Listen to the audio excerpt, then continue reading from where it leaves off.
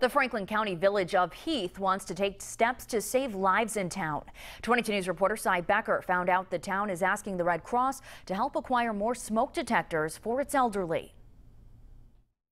Heath Fire Chief Ken Gilbert said a 22 News story had generated a lot of interest among town residents. The city of Westfield received additional smoke detectors after a house fire took the lives of 2 women last month. Since then, we've had 6 more people call and want to program, so we're going to ask the Red Cross if they can come back again.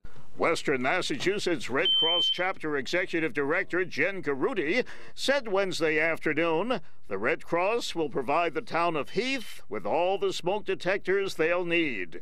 One longtime resident said these smoke detectors are essential. Because this was something that my husband and I had procrastinated over for far too long.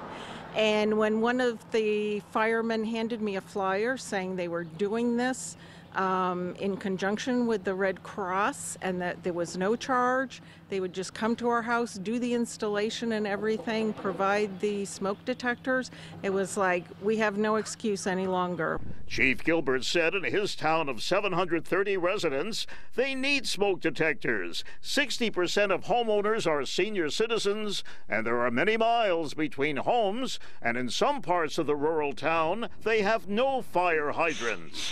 The Red Cross said they're ready to install as many smoke detectors as needed. In the Franklin County town of Heath, Cy Becker, 22 News.